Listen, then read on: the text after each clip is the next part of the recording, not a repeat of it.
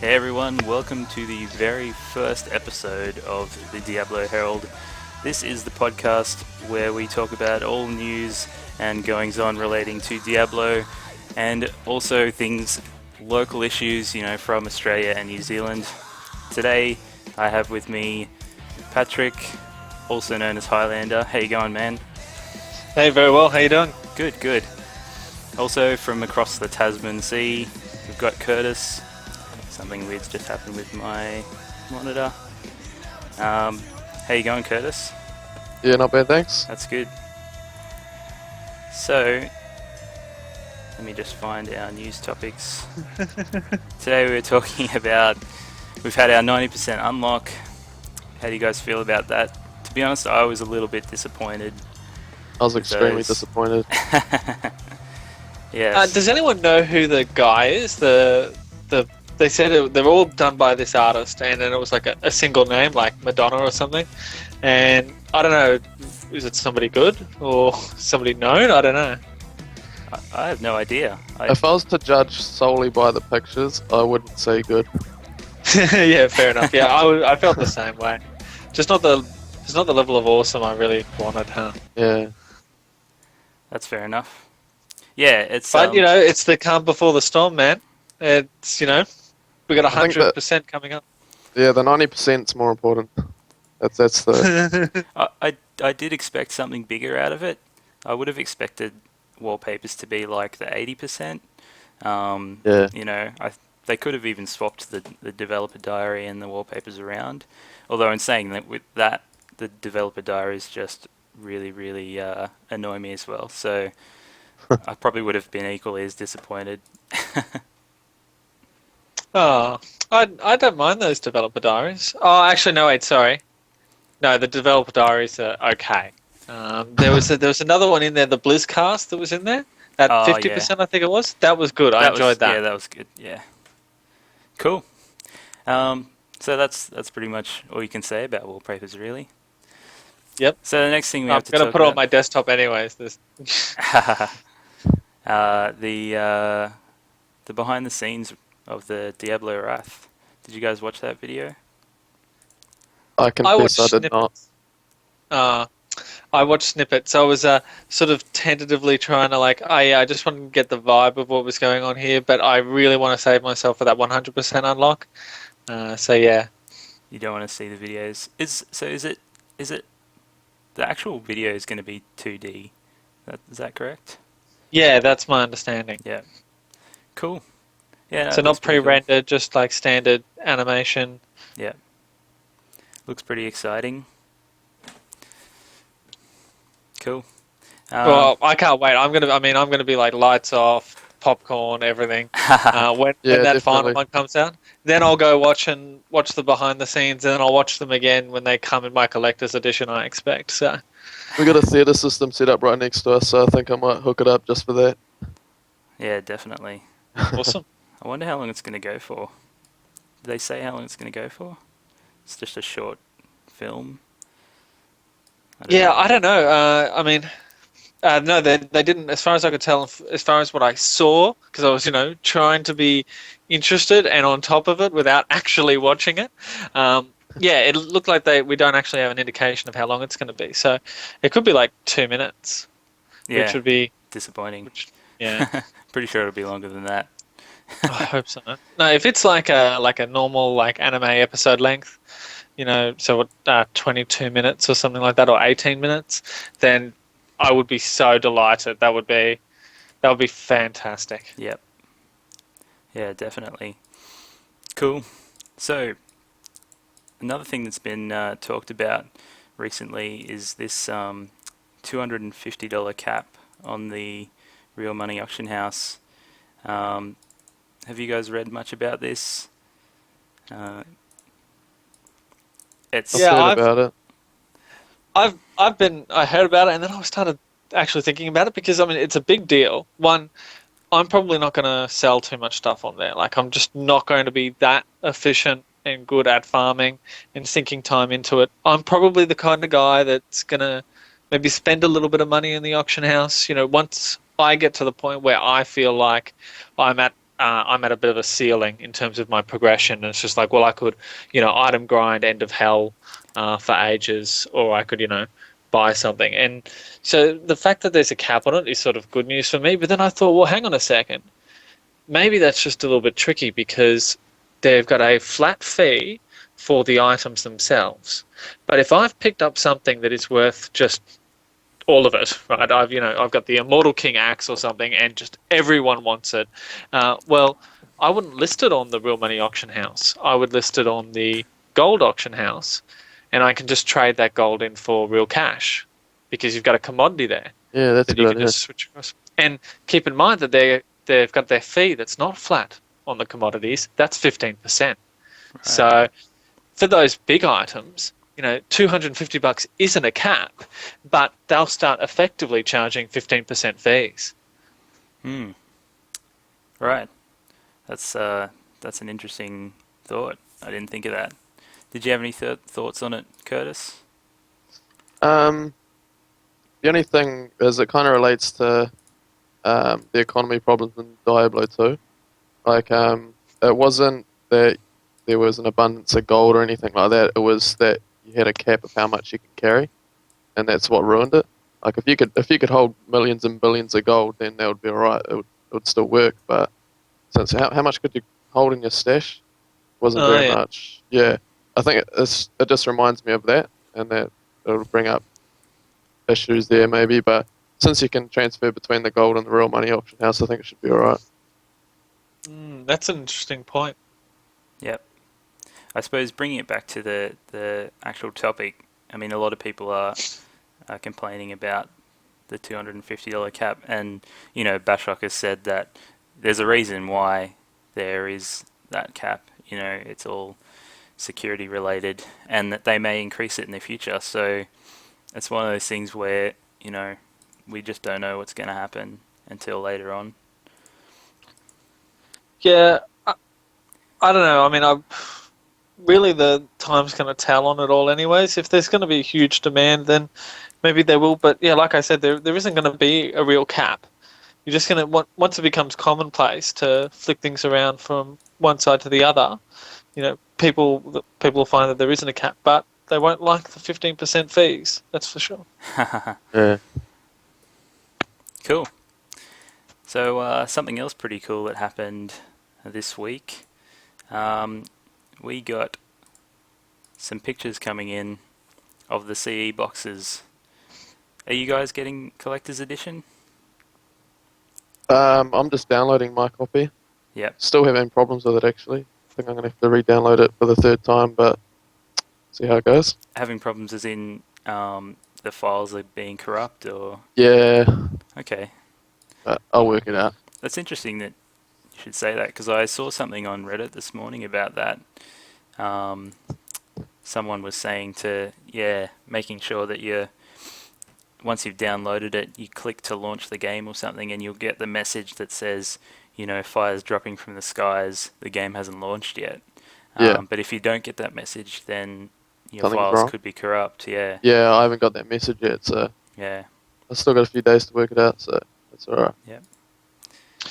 I am getting a collector's edition. I cannot wait. Yeah, I think I saw your video about it and assumed you would be getting collector's edition. Yeah. I've actually got a good friend of mine. The guy did the intro for my videos, and he's in Indonesia, and he cannot get it. They will not sell it there. So I'm actually buying 2 copies, and I'm shipping one to him on release day. I'm gonna open it up, email him the CD key as soon as I get it, and then I'm sticking it in International Post the following day. Nice. So there's people out there who want it, man. I feel bad now. You're wasting your access. I feel like I should be buying 5 of them. Yeah, I'm not big on collector's editions. I've never bought one before. If there was one game I was going to get one for, it'd be this game. Unfortunately, I have sort of missed out. I just hesitated a lot because I wanted to know what was happening in terms of midnight release and when we're actually going to be able to play the game before I actually bought it. And it turns out that actually did have an effect on where I got it from.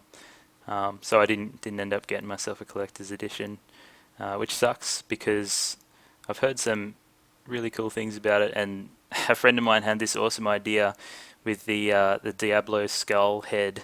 He's gonna grab his and get a drill and drill at the back, and install a USB hub in it, effectively turning it into a USB hub, which I thought was an awesome That's idea. pretty cool. Yeah. What's this skull thing? I thought it was you got a USB Soul Stone with it. Yeah, so the Soul Stone is like a USB flash drive that has the games on it, but Right. the skull is just like a holder. It's like a holder Oh, for the okay, right. thing. So yeah, he's just gonna chuck a hub in the back of it, and then it's effectively turned into a USB hub, which is cool. Wow, that's a lot cooler than my idea. I was going to grab the USB Soul Stone and ram it into my forehead. That was the first thing that occurred to me. Yeah, that's gonna be fun. I'll let you know how it goes. Cool. So But so it didn't happen. we had the there was a video on ING, the 5-minute lore catch up. Have you guys watched that? Yes. It was awesome. It was pretty cool. You should go and watch it straight after you've watched this, if you haven't already. Yeah, I ran out of time, so I haven't actually had a chance to watch it, but I've played Diablo 1 and Diablo 2 through start to finish so many times it's etched into my brain. Yeah, so But I'm going to give it a... Apparently it's pretty funny, is that right? Yeah, it's Yeah. I know everything that was in it, but yeah, it was worth watching even still. Cool. Cool. So, on to our next section, which is topics from the Diablo 3 forums. The first one we have is the Let's Talk About Rage Timers topic.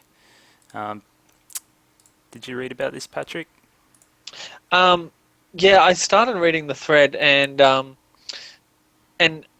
look, I've never played any WoW, but apparently it's some sort of WoW carryover, and I don't know, maybe you could explain that to me or something, because yeah, just not so familiar with them. Yep. Yeah, well, they did have Enrage timers in WoW, and it was basically, it's almost like a time cap on a boss encounter.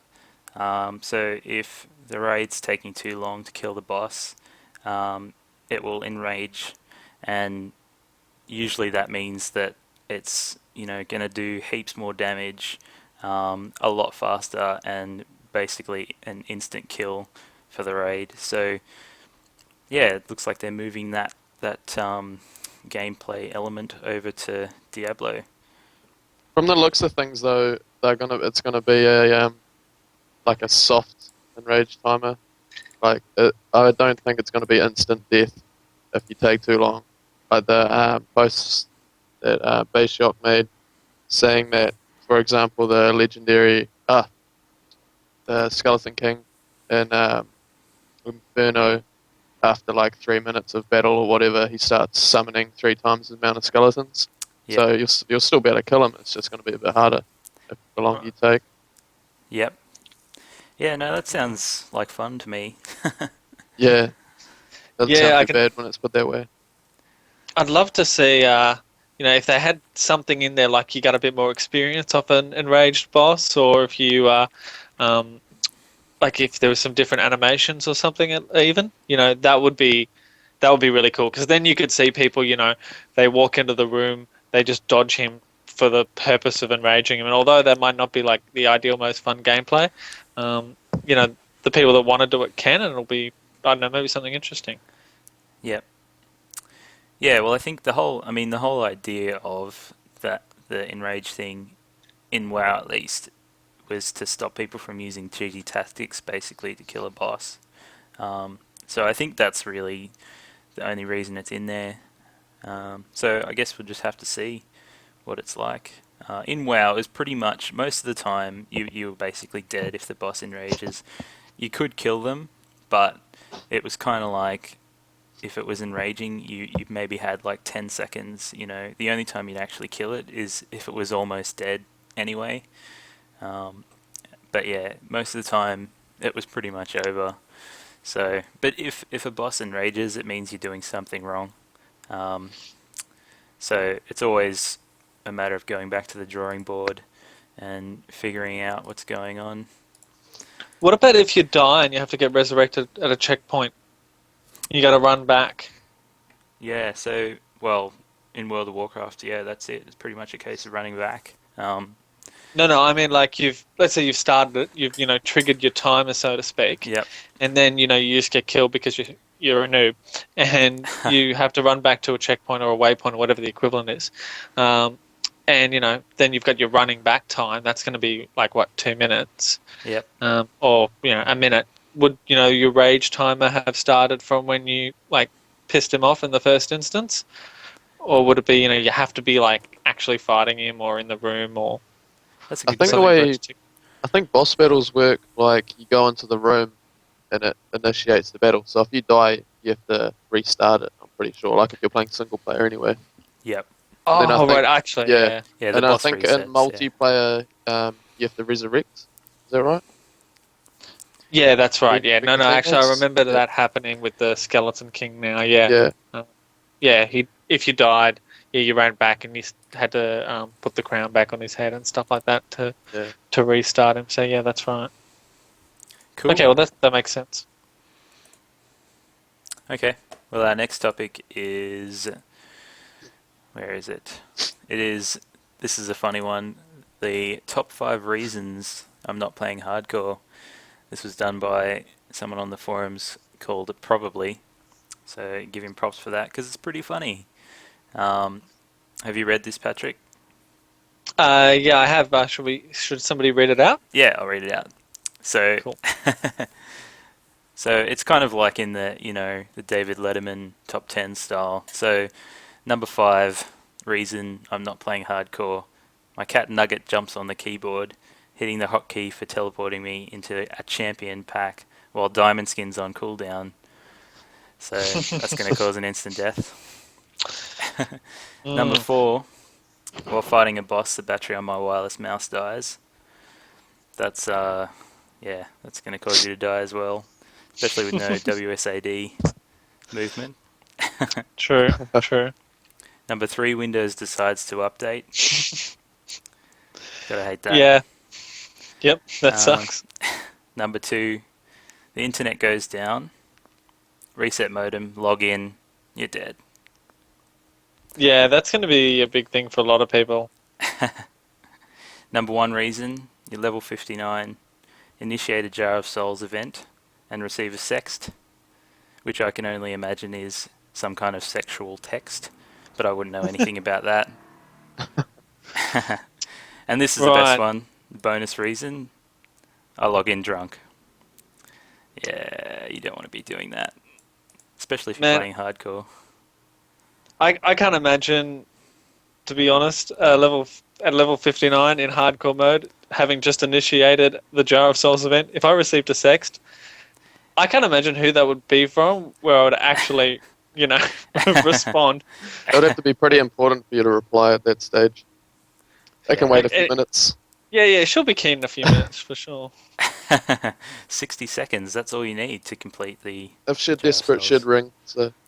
So this might speak volumes about probably being a cat person and, not being willing to wait 60 seconds on a sext.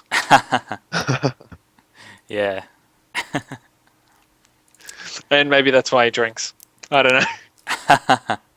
That's a good point. But yeah, I'll log in drunk, sure.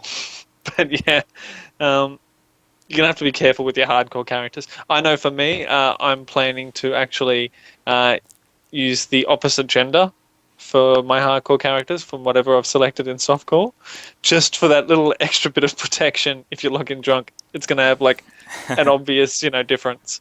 That's a good idea, actually. That is a good idea. Cool. So, last topic from the D3 forums, logging into Battlenet as invisible. This seems to be an issue for a lot of people. Lots of people complaining about not being able to do this. Patrick, thoughts? Oh yeah.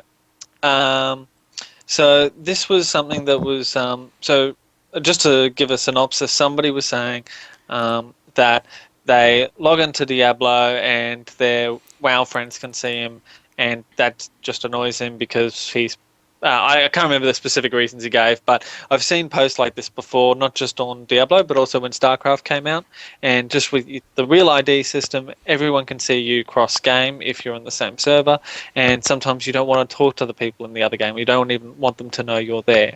So the guy was just asking for a peer offline type mode, and that makes a lot of sense to me. It seems like a really reasonable standard kind of function. Yeah, definitely. Kurtis, have you ever Uh, had experience with this kind of thing? Any problems with, people I seeing you online? I kind of want to say first world problems, but you guys do make some good points about it, like cross games. I haven't really played many PC games, so I haven't really had this issue before, but I can see where he's coming from. I think especially with WoW being so guild based, if you've got Yeah, responsibilities and you're supposed to be part of a team, but you don't you like just it don't that want, you much, just can't be bothered that night. or Diablo is just a superior game in every respect, Yeah, understandable, right? Like the poor guy, he doesn't want to forsake all of his old friends, but yeah, yeah, I think this kind of speaks to. This is a little controversial, but Blizzard's chronic fail on chat systems generally, and social in-game systems. I mean, this isn't that hard compared to all the other stuff they do so well, and everything's like designed to minimize angst and things like that. They've got all these great goals and values and stuff, and then when it comes to a chat system or a social system, they've just Warcraft 3 had it made, and they've just gone backwards in terms of Battlenet 2.0 ever since. Yeah, I think an invisible option would make it less social, because if you could just ignore people instead of talking about it to them, saying, "Oh, sorry guys, I'm going to be playing this today," and actually talking to your mates instead of just ignoring them. I don't know. That's just the way I see it. But you want it to be easy, you want it to be Yeah, like you log in and it's just that there's no stress. yeah, And if you want to add somebody to your friends list, you might not want them to know you're there. yeah, Like, so you still can add friends without the added anxiety of this guy might pester me tomorrow when I'm going to be, playing drunk and don't want to talk to people. yeah. yeah, that's an interesting call. Yeah, I mean, it's funny you should say about WoW responsibilities. That there is pretty much the exact reason that I cannot play that game anymore. Having responsibilities in a game is when it starts to be not fun anymore. So yeah, that kind of thing sucks. Yeah, Yeah. for me it was the length of time you need to play and that. Yeah, Just like you need to get to that point. Like anybody who's been successful within WoW has sort of always been able to say, yeah, so I've lost X number of years to that game and so on and so forth. And it's cool, I get it. And look, I'm sure if I spent the time on it, I'd love it. But just unfortunately, just not that structure for me. yeah. Well, that's why I love Diablo, because it's the same kind of feel. You're building up a character, but you just don't have to commit the same amount to Diablo as you do to World of Warcraft. So It's never one thing, because I'm a console player and I'm quite a competitive first-person shooter player, and it's like I've got my team and stuff, and it's quite stressful because there's so much responsibility on you to perform, you to show up to practice, to just everything. It's just such a stress. And then when I jump on Diablo, I can just do what I want. It's just so relaxing in comparison. So that's what I like about Diablo, just being able to relax. yep, definitely. Cool. Well, we're going off the topic a little bit here, so I'll bring Yeah. it back down. Our next section is on the Diablo 3 Down Under forums. A lot of people may not know about these forums, but it's pretty cool. It's a little community of Australian and New Zealander players of Diablo 3. And they got a really cool forum and a news section, all that kind of stuff. Got one of the forum topics actually written by our very own Kurtis Weightless. Do you want to explain what this is about? Maybe probably start by explaining the effective health thing. Probably might be a good way. Yep, I can do that. Yeah, so pretty much what I mean by effective health is you've got your base health, say 100 health, and then if you've got 50% resistance, then a monster has to deal like 50% extra damage to you, effectively. So your health is higher than, effectively your health is higher than your base. Yeah. So with all the attributes, every attribute puts up your effective health, except for vitality. Vitality just puts up your base health. So basically what my thread's about is just understanding what the best way to choose your stats. Because you can't manually choose stats, but like you might pick up an item with 10 strength and 13 dexterity, and then another item with 5 vitality and 6 intelligence, and you're not sure which one's actually going to be better. So if you read my thread and look through it, you'll be able to work out which item will be better. This gives you a better base knowledge. Yep, obviously depending on what class you're playing and all that kind of stuff. Yeah, exactly. What your what is it, primary stat is. So pretty much you wanna max out your primary stat because you get defensive and offensive. So you get 1% damage per point. And then after that you want to put up vitality because increasing your base life by as much as vitality does ends up increasing your effective life more than any other stat can. So it's the best defensive stat. And then after that you just want to keep the other two even, just mathematically, because they all multiply by each other. Yep. So keep them even. It keeps it the highest you can. Yep. Yeah. I thought that was really interesting, and there was just a couple of things in there. Like I just didn't get a chance to run the math on dexterity, because dexterity gave you the % chance to dodge, and of course that's typically worse than like armor and resistances because it's volatile. It may kick in, it may not, and you want that consistency and predictability. But then unlike the other two, it had a different rate of diminishing return, and it had a like a sharp diminish. Hard drop, yeah. Yeah. Did you actually work out, like, let's say I was a barbarian, for example. Strength is obviously going to be my number one stat, but I may have a ring that can give me 10 intelligence, or it can give me 10 dexterity. Was there a point where you might be better off going with dexterity? Just because of that, if it was before that drop or after, did it actually make it better? Yeah, I think dexterity, well, the way dodge works is pretty much the more dodge you get, the better. Basically, like, the further you get into a stat, you get the diminishing returns, but your effective life still goes up at a steady rate. But with dodge, it goes up at an increasing rate, even though the drop-off still happens. So dodge is like a really strong stat compared to the other ones, and that's why it's got that hard drop-off. So the way I see it, if you can get to 100 dexterity and then focus on the others, then you'll be pretty sweet, because after that drop-off, it's like a 75% drop-off or something like that. Like, instead of getting 1% dodge per point, it turns to 1% every 4 points. So it's quite a sharp drop-off, yeah. I wonder, do you have any idea, like, how far into the game, it's going to take you to get to about 100 dexterity?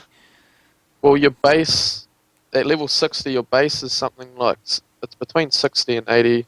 I don't have the numbers on me right now, but it's pretty close to 100 anyway. So if you get at least one item with a huge chunk of dexterity on it, then you'll be pretty sorted initially anyway. Yep. Considering, like, I guess if you have every slot with, in the beta I was getting, anywhere between 5 to 10 dexterity per item. So, that's another, 70 if you had all dexterity items. Yeah, well, some of the in-game items I've seen videos, or like mid-game items, you see like 20, 30, 40 of any particular stat, and sometimes you can get like 3 of those, so you can get 40 vitality, 30 strength, and 20 intelligence or something like that on just one item, so it should be pretty easy to reach that 100. Yeah, right. Cool. So effective health is really basically just a way of, putting a number to the amount of damage that needs to be done to you before you die. Yeah, so that's pretty cool. Very interesting. Yeah. Is there anything else you wanted to say about it? No, but not me. Kurtis? Nah, that's pretty much it, really. I did want to talk about the next one though. Yeah, cool. All right, well, let's jump into that. The next topic is your most fond and your worst memory of This is going to be fun. Diablo 1 or 2. We'll start with Patrick. I did like a couple of these. Like there was one guy in here, the last guy posted, Bradley Potenzi, and he just said the worst was the D1 Butcher. He almost wet his pants. Dry pants are good. And I definitely remember that. I don't know how old I was at the time. It was like 11 or 12 or something. And it's just like, you should go look it up. If you haven't looked it up in ages, or you haven't played D1 in, over 10 years or something, go look it up. And it's like, the Butcher room looks like, it looks really lame now, but back then it was so hardcore. Like, it was just unbelievably hardcore. I'd never seen anything that crazy in a game. There's like all these bodies on spokes and stuff, and bodies kicking off walls and stuff. I distinctly remember when I was a kid playing that and doing circles around the room, trying to see inside it, and just freaking out at all the things you could see, going, shit, I don't want to open that door. Yeah. Yeah, so I don't know if you'd call that, like, from my perspective, that was a worst experience or like an awesome experience. Yeah. But that made me laugh. And then there's some, and then there was another guy, Tortal, who said that his worst memory was Diablo 2's Act 3, just that jungle, which I can definitely concur with that. I think Act 2 was worse, just because of how long it took. Oh, really? To get through. Yeah, I don't know. I like the jungle aesthetic. Hang on, what class did you play? Barbarian and Sorceress. Right, okay. I know why. Because you just teleported or jumped across those rivers, and that was that. Oh, yes, there it is. If you're playing an Amazon, and, it's like you got to run so far, or if you're playing a Paladin, because that was one of the other ones I spent a lot of time on, and Druid, you've got the guys shooting at you as well on the other side of the river, and there's like not so much you can do about it, or it's it's not something you can easily deal with. So yeah, that sucked. That's why. That's why you didn't mind it. I can see that. But I know for me it was just like it was actually a good thing. I started writing a response to it, and it's like, this is a huge wall of text already. But I had a couple of guys I used to play with in Diablo 2, and one guy played a sorceress, and another guy played a barbarian. And he wasn't probably as quite into it as we, and he had like a 56k modem connection, and he'd always just like run off and do stupid stuff. And he just, one time, like we just see him, he's run off and he's gone to do his thing, and we think, oh yeah, he should be all right. We'll work our way towards him, slowly clearing as we go. Next thing you know, you just see him like running back across the top of the screen, and if the pixels could have just squealed, a girly squeal, that's what would have happened. And then it's pretty early on in hell, and it's just like every single like monster on the entire like level is following this guy. Oh my god. So we like sat there, and I was an Amazon, and I was just using Frozen Arrow like constantly, and he was a cold sorceress, and he was just using cold, and like they were just freezing, and like the stuff all damaged, but if we did anything other than that, we'd just be straight up dead. It was a lot of fun. Took like 20-30 minutes, I think, to survive, but we got there. The barb died, like he got cornered and got lagged, and he died. So it was just the two of us. Kurtis, any fond memories? Got some bad memories of being ripped off and stuff like that, and then doing it to others, but not actually taking their items. That was pretty good. Just giving them warnings, pretty much. Like in the Act 1 town, there was this little wall, and I forgot what item it was, but there was a particular item. I think it was the torches originally. You couldn't trade them through the trade window, so you had to drop them on the ground, and then so you'd both drop your own item on the ground, then run over and pick up each other's item. And the trick was you'd both sit on the opposite side of this wall, and you'd go, yep, 3, 2, 1, go. And then you'd pick up your item, then run and pick up theirs, and so they've already clicked on where you were, and by the time they've noticed what happened, the character's already running over, and it's too late for them to backtrack. So you get both the items. We're doing that to a few people and saying, yeah, don't even try this trade, bro. You get ripped off all the time. So that was pretty cool, just teaching people. Yeah, well, that's a lot like the opening post of that thread. Should mention the thread done by Seabiscuit. It was something like, I'm trying to remember now. I only just got that. Yeah, I don't have it open, but he was... No, Seabiscuit, I only just got it up. Right. Like, I'd read it like 20 times. I only just picked it up. Yeah, he said he was pretty young and he got ripped off by a sorceress who used telekinesis in a similar situation. Yeah. But just used telekinesis to pick up both items. Which I can imagine happening to me at that age. I'd fall for that. Some pretty am I missing horrible something? people out there. Sorry? Was there wasn't there like a pretty good trade mode in D2 where you just like walk up No, and... this is D1, sorry. Well, he was talking about the first game. Anyway, Oh, okay, right. Yeah. I was talking about Diablo 2. Oh, There was a few items that I think it was the items that you could only have one in your inventory. Oh, right. Trade, so otherwise you'd end up having two. So those items had to drop trade. Yeah. sorry, I should clarify that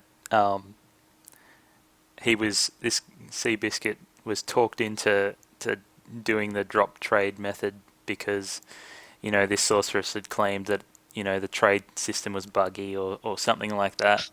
So yeah, he was talked into doing it, and I'm sure had it happened nowadays, he wouldn't have fallen for it. But being young, he fell for it. So yeah, that sucks. But you got to learn somehow. Bummer. Yeah.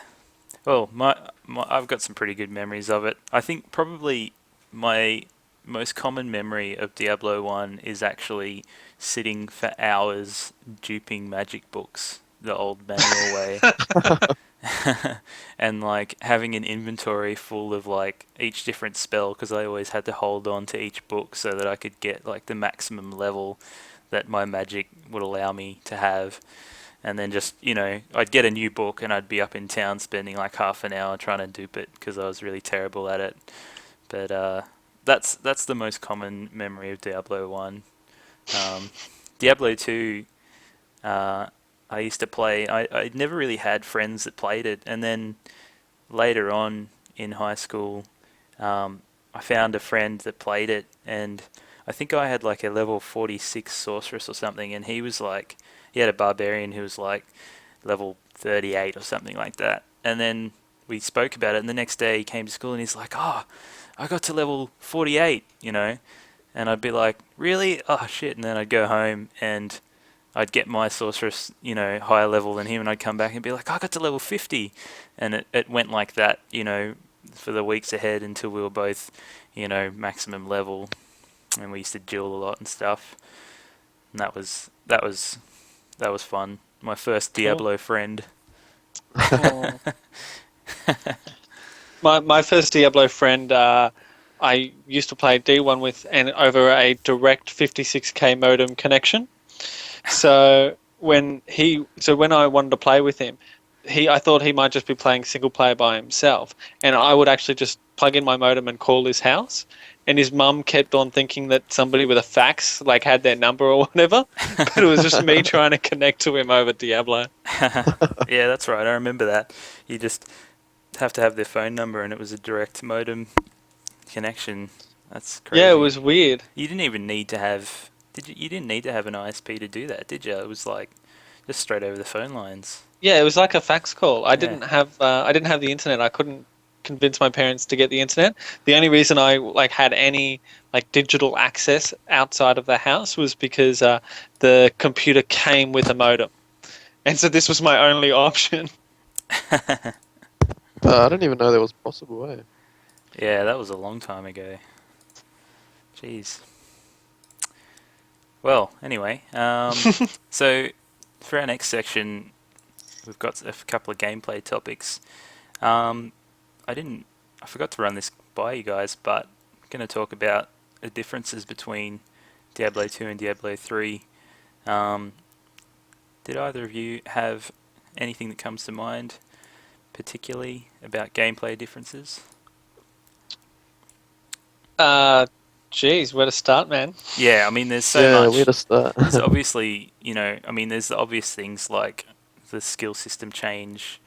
But one thing that I found out, which I didn't really think about until it was pointed out to me, was having no instant town portal. I mean, that town portal in Diablo 2 and Diablo 1 even it's kind of like your saving grace. If you're getting smashed, you just open up a town portal and go back to town. And you can't do that in Diablo 3. If you start your town portal spell and you get hit, it gets cancelled and you're dead. And likewise with the healing potions as well, with the 30-second cooldown on them. Yeah. Can't spam them anymore, so... Yeah. Oh, I think it's great. I think that's it's awesome. change. I love it. Yeah, it's kind of... Yeah, I mean, I guess the town portal is almost like a bit of a cop-out, Yeah. But at the same time, if you're trying to get your body back, sometimes it can be impossible to do it any other way. So it'll be interesting to see how that goes. Well, you don't have to worry about getting your body back in Diablo 3 anyway. Right, of course. So... Except for, what about hardcore? Apparently you can go in and loot your hardcore body. Is that still... No. Have they changed that? I Yeah. remember reading something about that.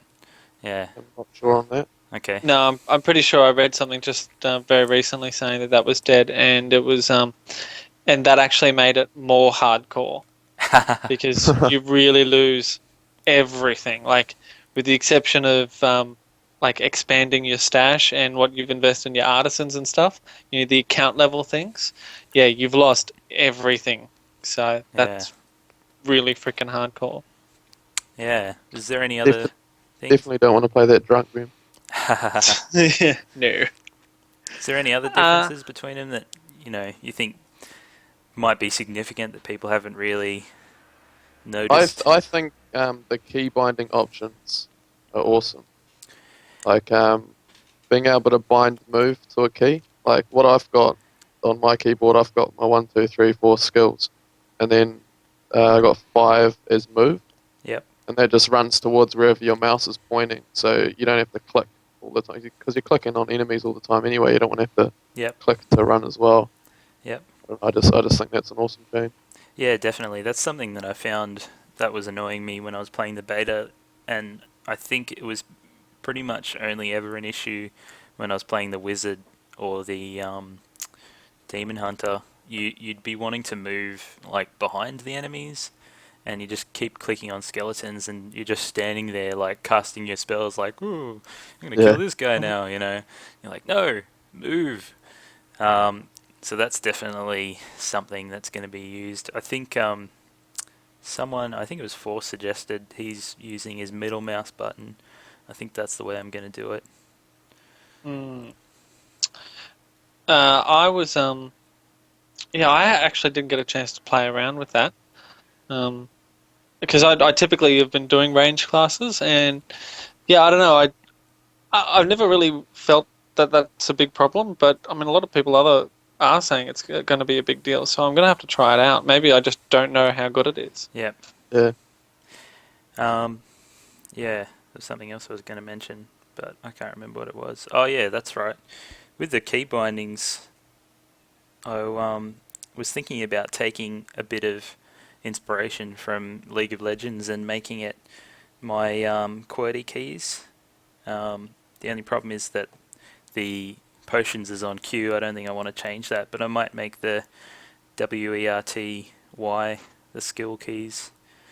So I think it's just a bit more comfortable than the numbers, and it's easier to hold down shift as well. So I've changed my shift to one of my side buttons on my mouse. So if I want to stand still, I can just like hold the side of the mouse while I'm clicking to fire ranged attacks. that's a good idea. Yeah, because I was thinking a lot where I'm going to put them all, and the issue was always shift. Like, oh, I can't access shift easy enough, so I just moved it. Yep. Yeah, it's a bit of a weird one. You kind of have to use your pinky. Yeah, exactly. Yeah. Yeah, I found when I was playing there were some skills like there which it doesn't matter where your mouse is, the skill is going to be the same, right? Like one of the armor skills, like diamond skin, for example, right? Doesn't matter where your mouse is, it's the same. Yep. I felt they felt really good on the keyboard, but when my mouse had to be somewhere and I had to press something on the keyboard, that just felt so completely wrong. Yeah, it does.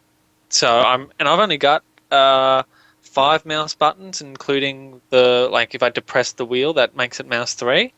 So I'm going to be pretty short for mouse buttons to spend on. Yep.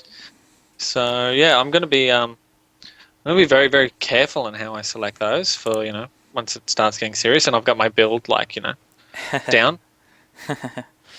Yeah. Cool. Well, hopefully at that point we won't have any latency issues when it gets serious. Yeah, hopefully. So, are there any other? Can you think of any other big gameplay differences between D2 and D3? For me, one of the big ones is the items.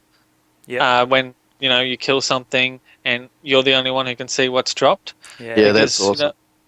I'm always, for the team, put yourself last sort of guy, and I'll be like, wait, don't touch the items until everything on the level is clear, and I know all my friends and myself are safe. And then it's like, if I play like that, everything's just gone. Yeah, I remember doing that, so selfish. Killing a boss with your friends, and as soon as the boss died, it was like a scramble to pick up anything blue or yellow or whatever, and it's like, even though when you're playing with friends, if it's the item's going to be best for you, they're going to give it to you, but you want to be the one to pick it up and identify it, because if it's something you both could use, the person who gets it is going to be keeping it. So yeah, it was always a rush to pick up stuff, and gold, even though that was split between the party anyway. Yeah, and then we don't have to click for gold, and what else was there? There's something else in that vein. Oh, but the health globes is tricky. The health globes is obviously a really big change as well. Yeah, it's going to be interesting. But I think that's going to separate the men from the boys in terms of co-op play. Yep. I've been thinking about the co-op play because I'm making a video on it as well at the moment, and it's just it's gonna take a good player to be mindful of their teammates and their teammates' health as well as their own when they're getting health globes. Yeah. Yeah. So, another cool thing about the health globes is some of the passives. I think the wizard and the witch doctor have passives that give them resource when a health globe is picked up. Yeah. So Yeah. So if you're up the front with a barbarian or something and they're running low on resource, you can pick them up even if you guys are at full health, just to keep their firepower going. Yeah, that was actually, they're really cool, those things, and that was something in the beta that I noticed and was making use of, in the Skeleton King fight. You'd be fighting him and it's the beta, so you've got no issues killing him, but if you could refill your mana, then you could kill him a lot faster. So I'd be turning to the skeletons as soon as my mana was gone and picking up a health globe, and then, going back to destroying the Skeleton King. So it's pretty cool, and it'll be interesting to see how that comes into play further down. Just makes battles a bit more dynamic. Yeah, it was all of a sudden they were useful for something, because they were useless before that. Just because it's the beta, Yeah. I've actually got a build that I'm hoping for my Witch Doctor will actually work out. And, these things in theory pre-release may not necessarily eventuate. But, tying in with that Witch Doctor passive, there's one that there's a passive that means when something dies, a zombie dog might appear, and there's a couple of other things that will give a chance of a zombie dog reappearing. Either when it dies or when something dies in the vicinity of the big bad voodoo or whatever. And like you put it all together, you got a significant chance of getting zombie dogs just appearing. And if you use that along with sacrifice, and one of the I think it's the zombie dog runes, it's got final gift, and you get a 15% chance if a zombie dog dies of getting a health globe. So if you've got a lot of turnover of your zombie dogs and you're just sacking them all the time, that could be a lot of globes. Yeah.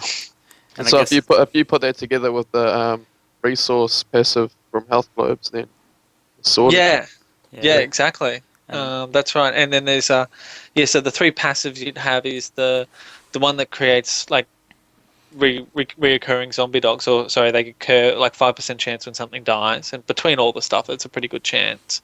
The passive that gives you an extra zombie dog, so you can have 4, and then the one where you get the extra mana when you die, and I put all the synergies together, and the idea would be is you can just go crazy on spending your mana, because you're going to be pretty much like unlimited as long as you can turn over zombie dogs and stuff is continuing to die.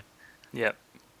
Yeah, well that actually reminds me of one thing that was annoying me a little bit about the Witch Doctor was it's like his normal skill, or his, I guess, I don't know what you call it, the skills you use to do your normal attacks. His spammable skills. Yeah, still using mana. Most like they still like the poison spit thing. Still uses mana. Is that correct? But the regeneration rate is just ridiculous. Like you could spam it as hard as you can and still stay at maximum mana. Yeah.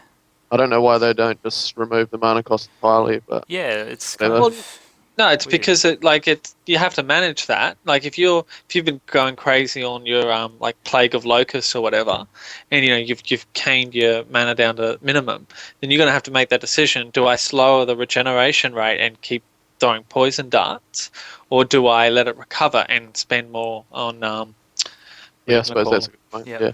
Plague of Locusts. And I think I was reading somewhere that depending obviously on the situation, but I think in terms of like a boss fight where you're doing all direct damage, I think the best DPS would be to be alternating those skills in most situations. So interesting. Yeah, that was something that was I did see that they said that the time between them was better when you were like changing skills, but then there's also the fact that it's faster if you keep clicking as opposed to just holding down your mouse key. Yeah, I think that was just a bug. I'm pretty sure that they fixed. Oh, really? Yeah. How long ago was that? It was about a month or 2 ago. I remember heaps of people complaining about it, and I remember a blue post somewhere that they said it was just a bug that they were aware of, and they're fixing it for release. Oh, really? Okay, that's very interesting, because I think it was the guy that does SC2 Noob School. He had a video about that. And he had like the left and right hand side, and you could see that it was over the course of 30 seconds or something, it was an extra couple of casts. Yeah. Which is not game breaking, but if you've got to alternate those skills now, then that definitely affects your build. Yeah. Cool. Well, let's move it on from there. So, next topic is the difficulty. There's been a lot of talk about this over the whole beta. People complaining that the game's too easy, and then Blizzard coming back with, promotional videos saying, hey, you're going to get your ass kicked. Don't worry about that. Most recently, there is a video on IGN with an interview with Jay Wilson talking about tips for Inferno mode. Have you guys watched this video? It's only just been released today. Yeah, I watched it this morning. Yeah. It's cool. He the best thing I love about it is I understood that Inferno was going to be hard, and I appreciated that going into it, but just Jay Wilson has this most genuine smile on his face by the end of that. he looks really proud and like stoked with how hard this is actually going to be, and he's just got this big genuine grin. I loved it. I won't be surprised if they're going into it thinking, we're just going to make it really hard to begin with, and then maybe we'll nerf it, afterwards because people can't do it or something like that. It just seems like it might be like too hard, even. Well, just because of what he said, how he said that they got their most skilled players with decent gear, and tuned it to the point where it was really challenging for them, and then they doubled the stats on all the monsters after doing that. So Yeah. it's like, alright, that's pretty intense. Yeah. I wonder what kind of gear they were using to do those, run-throughs. I wonder if they give themselves, like, just awesome gear or what. I think they, I remember reading somewhere that they were using just randomly generated gear of the same level Yep. that they were. Yeah. Okay. Right. So you could certainly improve upon that, obviously. Yeah, and exactly. and it had the interesting point of it's supposed to be soloable. So if you are a well-organized party, then I'd be thinking you'd kind of piss on it. To be honest, like that's a a good point well-organized as well. party. It reminds me of an interview with Dustin Browder when they were talking about the difficulty in StarCraft, and he was saying when people just said it was too easy, even on the brutal difficulty. He was saying that like apparently less than 1% of players or something had actually beaten the StarCraft campaign on brutal. So they were looking to make it a bit harder than in the expansion, but nothing more than would be natural for the expansion. And I did that, and like I'm not the best gamer, like there's definitely in terms of StarCraft, I'm in Silver League. I'm in the bottom, what is it, 60th percentile and lower, so it's, I'm by no means good at the game, but just with, a bit of persistence, I was able to do it. So, yeah, I don't know. I'm still I'm excited about it. I'm looking forward to it, and I do think it'll be genuinely hard, but I definitely think people, if they're just, organized, they think ahead, they, watch a bit of, YouTube on the topic, or, check their guides, get a decent build, read articles like Kurtis's, they're going to be fine. Yeah, definitely. Cool. It's funny, I read something else here about, the difficulty levels. Now, in the beta and on normal mode, the Skeleton King has 1.8k health, so about 2,000. Now, when you have 2 players in the game, it jumps it up to about 4,000, so it basically just times it by 2. And then when you have 4 players in the game, it times it by 2 again, so you've got 8k health for the Skeleton King. Isn't it 75%? I thought it was 75. It might be something like that. Yeah. I remember it saying, it was jumps up basically, a lot, a lot more. So in Nightmare, the Skeleton King has 123,000, up from 1.8k. So that's like a huge increase. Hell, 2.5 million. So just another huge increase. I mean, that's such a big difference. And then we get to Inferno, 15.7 million health on the Skeleton King, the first boss in the game. It's just ridiculous. Now, times that by 4 with 4 players, basically. Yeah. That's just a huge amount of health. So it's going to be interesting to see, how much damage we'll be doing at that sort of level, and how much health, Diablo is going to have in Inferno, because it's going to be a lot more than that, obviously. Yeah. One thing I want to talk about in relation to that is the weapons and how much damage they do. Because in Diablo 2 how you got your normal, exceptional, and elite, which is pretty much normal Nightmare Hell. You've still got the same thing for weapons in Diablo 3. I'm on the game guide at the moment, and just looking at a single-handed axe. Just the first one hand axe does 3.2 to 4.5, and then the next level up from that is a hatchet that does 36 to 38. So that's 10 10 times as much damage. What level does that require? Level 30. Okay. So that's just going into Nightmare, I think. Yep. And then the Elite version or the Hell version, 129 to 135. And that's required 35. So 53, sorry. Yeah. So it's kind of the weapons kind of jump up quite a lot on the Hell versions of them. Yep. I've noticed. Yeah. It seems like the numbers are getting a lot higher than they did in Diablo 2. Yeah, that's for sure. Yeah. But like, what about in terms of multiples? Like from what it was sounding like before, it was what the normal to Nightmare went up, 10 times the damage, and then from Nightmare to Hell went up about 5 times, just by what you were saying. Yeah.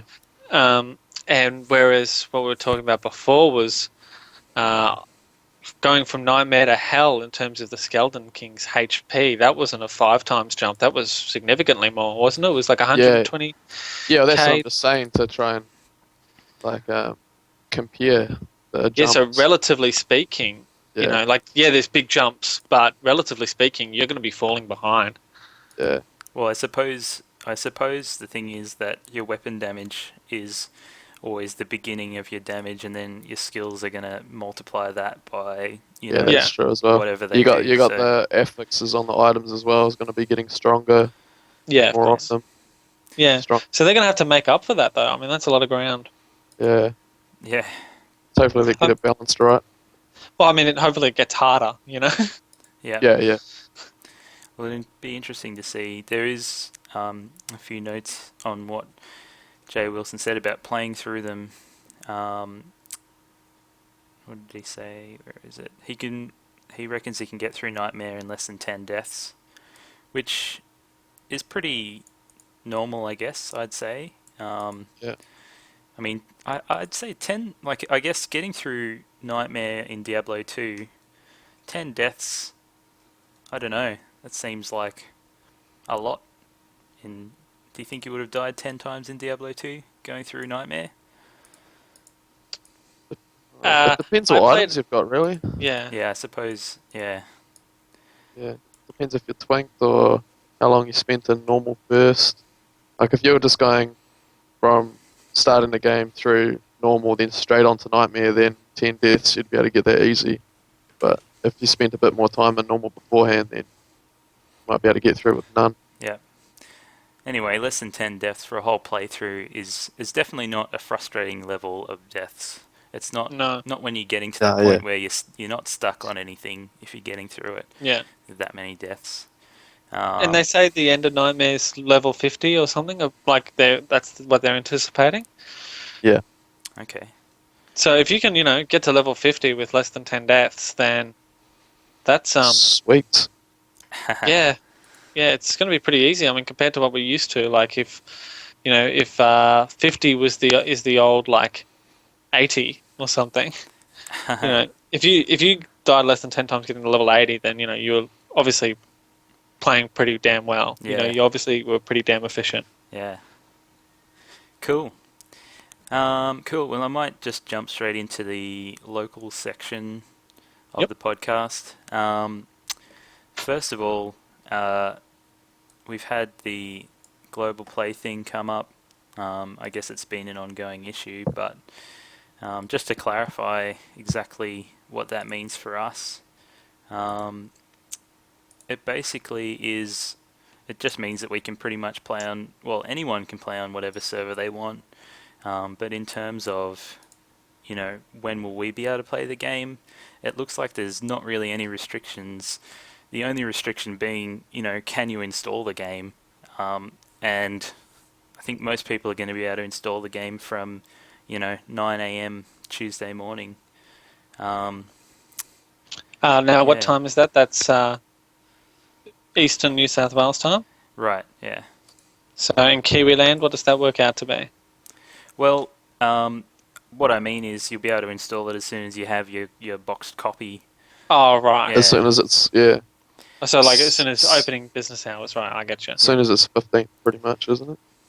Yeah. One thing I'm not sure about is with the digital copy, I wonder if that means that you can install it on the 15th, or like where's that time coming from? Obviously it'd be coming from the Diablo servers, I suppose. So does that mean that digital copies, like Kurtis, you're going to be stuck with waiting until 5 p.m. before you can actually install the game?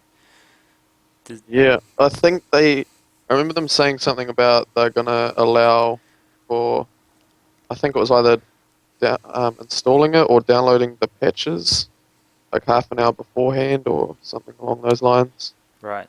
So I'm just gonna be at home trying it the whole time. Yeah. So you can download the oh crap.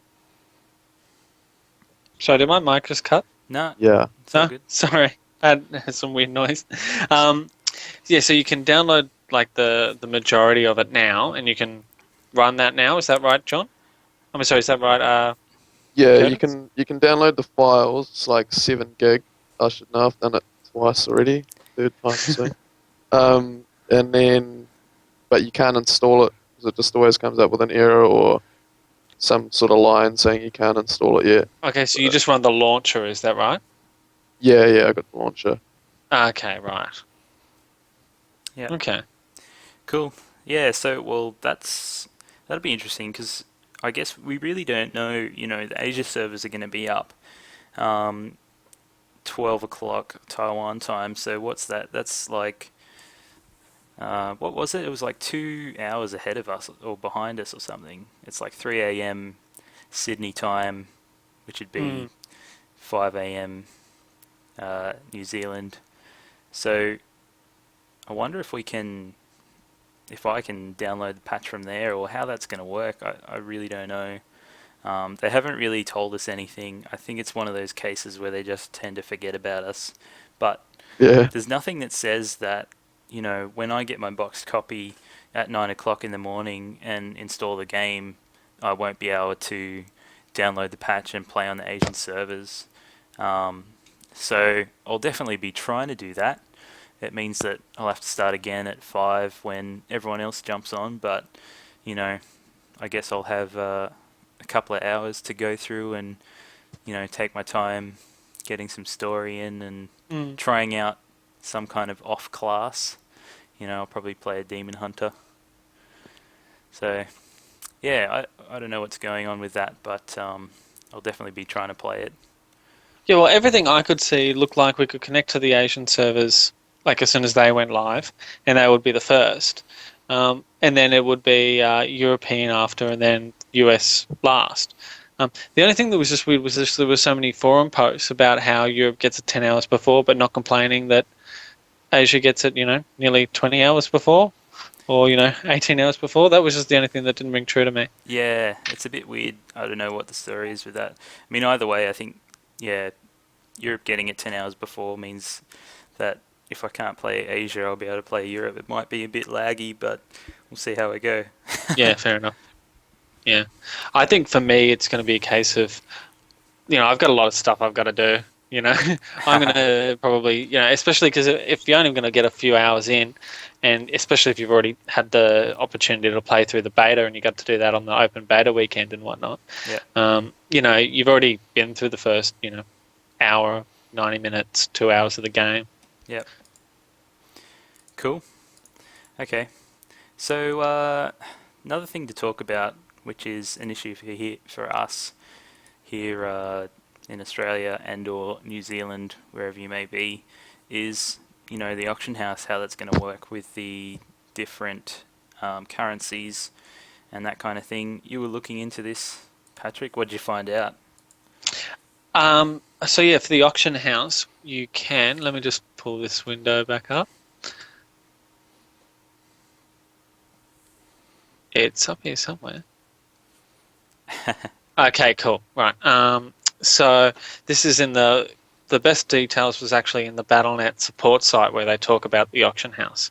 And if you connect into the Americas game region, then it will automatically work out where you're coming from, and your default auction house will be the one that makes the most sense for you. So for the majority of our listeners, that's going to be the Australian dollar auction house.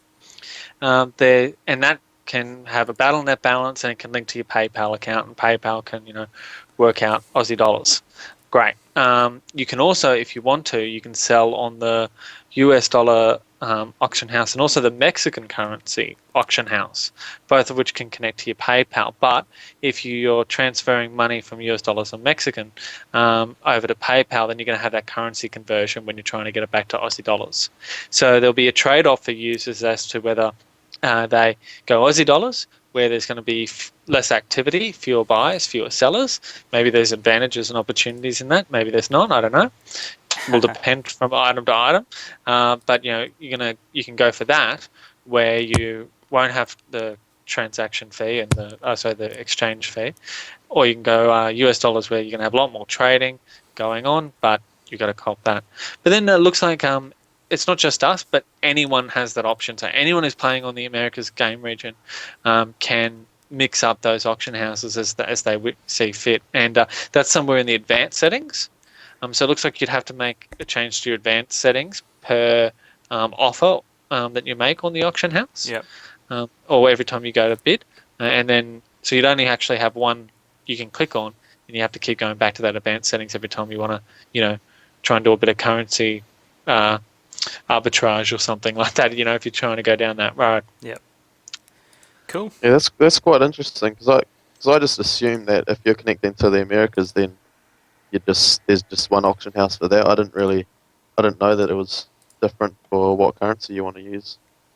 So it will be, like, say if I'm connecting to the Australia, I'll just be trading with Australians and New Zealanders, I'm guessing. Or Americans who think that they can get an edge trading. Yeah. But majority... I don't see how that's possible, but anyway. Yeah. Although they probably don't even know there's Australian dollars, to be honest. So. They probably don't realise that we exist. Yeah, New Zealand dollars, forget about it. Yeah, forget us. Cool. So we'll jump right into the next topic. Things to do before May 15th. You had a really cool video about this on your YouTube, Patrick. We will give people the link to that later on. But yeah, I watched it and it was awesome. Yeah, well, it came... Oh, you've cut out there. We lost him. Still there, Kurtis? Yes, I'm still here. Okay, cool. Well, we'll just continue until Well, we get him what back. I'm going to do until then is just coursework, Right. pretty much. Just get as much of it as I can get done for the date, so that I can be lazy afterwards. That's definitely a good And idea. not worry so much. Yeah. Yep, that's definitely So a good idea. hard working week this one. Yep. Well, actually, there's a really cool thing I found on Reddit. Where is it? Here it is. It's it was written by LethalFrag on Reddit, on the Diablo one, and it's like a survival guide for marathon gaming. So he's says that he's done it, a bunch of times before, and pretty much goes on to, the types of things you should do. Having a lot of water with you. Fruit juice is really good to keep your energy levels up. Pre-cooked food and snacks. Healthy snacks is a good choice. Yep. And caffeinated beverages. One of the good points he makes is, really moderating your caffeinated beverage intake, because it's pretty much one of those things where, if you have heaps of coffee or whatever, Red Bull, in one go, you're going to get really, really, for lack of a better word, high off it, and then you're going to come down, an hour later. But if you, say, have, 1 cup of coffee every 2 to 3 hours, which is what he recommends, it's going to give you like that sort of slow release of caffeine, and it's going to keep you going for a lot longer, and the crash is going to be a lot less, and you're going to be ready to go for the whole week, basically. And that's pretty much what he says. It's a really cool read for anyone that's planning on trying to play the game for as long as they possibly can. Yeah. It's just For me personally, like I do nutrition and stuff like that, and I see those like coffee and caffeinated drinks as more of a last resort. Yep. So if you can just go off like your healthy snacks and stuff for as long as you can, and then if you really like you just use it as a last resort, like you have that to keep you going for a few more hours, and then you just once you hit that low, then that's when you stop playing. Like, that's what I do personally. Yep. I suppose an easy thing to do at that point is to just slam like a Red Bull or something, but that's really not necessarily the best idea. I suppose if you are going to do it, sipping those kinds of drinks is going to keep you going for longer. So Yeah. Sorry, guys. That's all right. Sounds No like a little Don't know what kitty in the happened there. background there. That's cool. Yeah, that's Highlander Junior back Oh, there. awesome. Yeah, he didn't pull anything out. I don't know what happened. The internet cut for a sec. This is the kind of reasons hardcore is going to be difficult for me. That's no worries. We just went on without you. Those are some legitimate reasons there. Better than the cat on your keyboard, anyway. Yeah, definitely. So we were talking about me. Is that right? Yeah. Or did we move on? I don't know. Your YouTube? Yeah.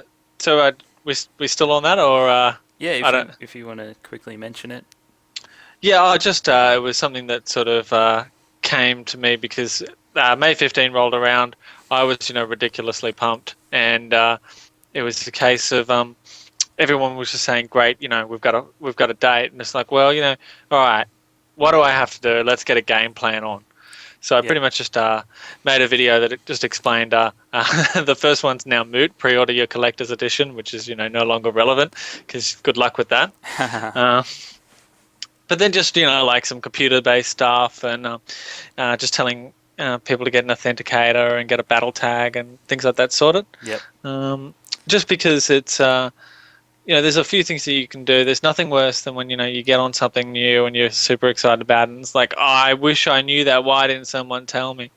Yeah.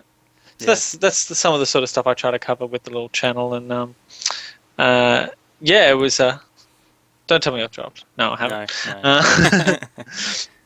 No. But I did make one point in it, which was just to get your lore on. Get some. If you're into the lore sort of thing. Yep.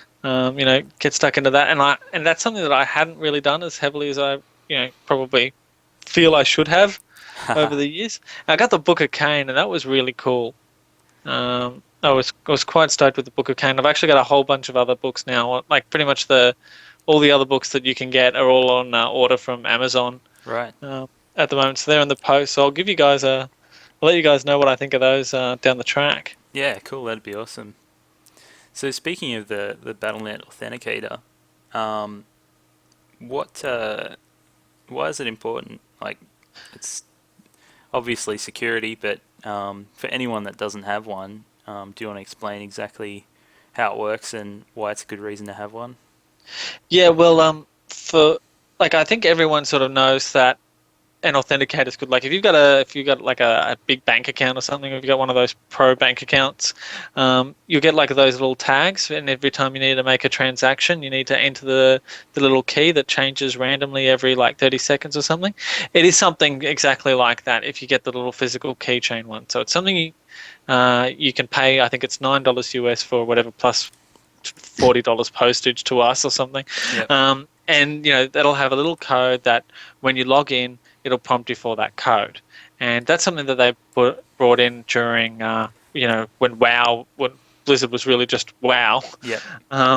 Because there was just a lot of people getting hacked. Yeah. And the reason that the two big things that's changed since then that's made it a lot better if you dismissed it as a good idea in the past is, one, you don't have to pay anymore. You can just get an app on your phone. Yep. And iPhone or Android, you can definitely get it. I don't know who else does apps on an Android. But that's actually really easy, and it's free and all of that. Yep. But they've also made it easier in terms of there's a setting which says like you can kind of relax the security a little bit if you're logging in from an IP that you've logged in from last time or something like that. Yep. Then it won't ask you for it. So Yep. if you just you log in from home 90% of the time, then that's, it doesn't become such a burden, but it's still going to be, a significant hurdle for. Yeah, like if someone somebody. from Russia logs in, they'll need your authenticator ID. Exactly. Yeah. Yep. But the one other thing about it is like you might not think you've been hacked, but maybe you have been. I mean, for me, I don't play WoW. I play a lot of StarCraft.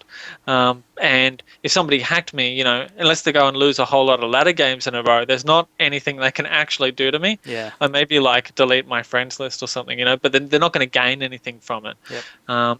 So they could be, just sitting on my password, and they're just going to wait until I've actually got some decent items. They might be waiting a while, Yep. but they're going to wait until I've got something worth selling, and then they're going to log in, and then they're going to just like drop it on the ground, and somebody else will pick it up and flog it. Yep.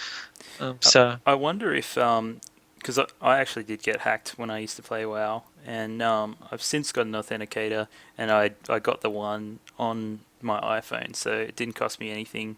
When I did get hacked, which is a long time ago now, it was a couple of months after I stopped playing the game. So, and that seems to be the story for a lot of people. So I wonder if, a lot of the time they wait until your account's been inactive for a certain amount of time, and then they jump in there and take everything.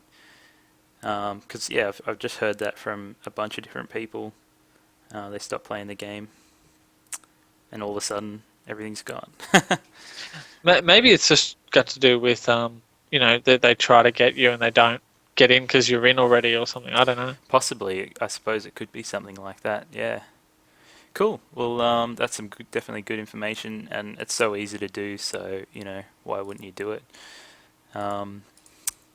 Moving on from there, latency is a big deal for a lot of people here in Australia. Did you guys have any issues playing the beta? Did you guys have good pings? Patrick? Yeah, it was. Yeah. I found it fine. Yep. I found it fine. I mean, if you compared to D2, it was about the same, anyways. Yep. But D2 wasn't great. It was probably a little bit better, but there's an interesting differential to make in terms of what's actually a latency issue and what's not. Yep. So some people were saying it's like I totally dodged that attack and it hit me. Yeah. Freaking lag. Yeah. But the way that the combat system is designed is that in a lot of cases, if the person had 0 ping, they would have been hit as well, because they didn't want you to be able to just run past a pack, and because their animation will always take 3 frames from raise the cleaver to lower the cleaver. Yeah. You'd never ever get hit Yep. if you just ran around. So they make it so that as soon as that animation is triggered, you get hit, or you will get hit when the cleaver falls or the axe falls. Yep. So that feels like it's a latency issue, but it's not. Yep. But rubber banding obviously is. Yep. So and look, I may have a bad definition because I've never seen the official definition of rubber banding, but that's pretty much just when you run around somewhere and then you get flicked back to somewhere where you were before. Yep. Yeah, I experienced it a couple of times playing the beta. I didn't really have any issues playing the game. I think I played it for about 25 hours during the open weekend, and I think I only had experience with rubber banding maybe 3 times, and I think one of those was during the Skeleton King battle. Okay. And yeah, it's pretty much just like you're running along, doing your thing, thinking you're doing well, and then all of a sudden you're like where you were 3 seconds ago. But yeah, it wasn't very often, and it wasn't really an issue for me. So it'll be interesting to see what happens. That Skeleton King one. Yep. Can you describe what happened? Was it right at the start, or was it during the fight itself? It was during the fight. Yeah, and I think it was. Because I remember it happened to me quite a few times. Like, you get the cutscene at the start, and then right after the cutscene, like you cancel out of the cutscene, then you run up to the right, Okay. and then you got to fight those skeletons to get through the door. Yep. I'd always get it there, and the skeletons wouldn't load, and the door would still be open, and I'd run through the door all the way up to where the Skeleton King was, and then he wouldn't be there, and then I had to just leave the game and restart. Ah. But I ended up finding out that there was a glitch and that they fixed it, so Ah. Okay. I was thinking it might have been there. I never had any of those kinds of issues. What kind of Pretty what kind of ping were you getting over there, Kurtis? Was it? It was pretty Okay. standard. I think it was just like right before the cutscene, if you click to move like right up to the top corner of the screen, I think it was just too far, and you'd come out of the cutscene and your character's like gone past a loading zone or something like that. Okay. But yeah, they said they fixed it, so that's alright. Interesting. Yeah, Cool. pretty weird. We'll move along because it's run Yeah. pretty long. So, last thoughts. Launch class. Kurtis, what class are you going to play? Launch. Have you decided? Barbarian, Yep. high defensive, single target. Yep. Yeah, I like the single target damage myself. Is there any class that what's the class you're least excited about? Demon Hunter. Yeah. Yeah, the rest of them I've seen things and I've gone, oh, that's awesome. Like in every single other class, I've been like, that's awesome. I want to play that one day, but I don't know. Demon Hunter just hasn't done it for me. Yep. Okay. Cool. That's interesting. Patrick, how about you? What class are you playing?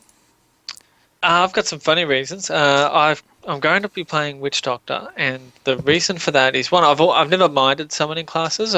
Range is typically where I sort of lie. Like it was an Amazon and a Rogue before that. Yep. But because I've got the 9-month-old baby, there'll be like times where it's like I'm rocking him to sleep, and I want to play because I'm desperate to play.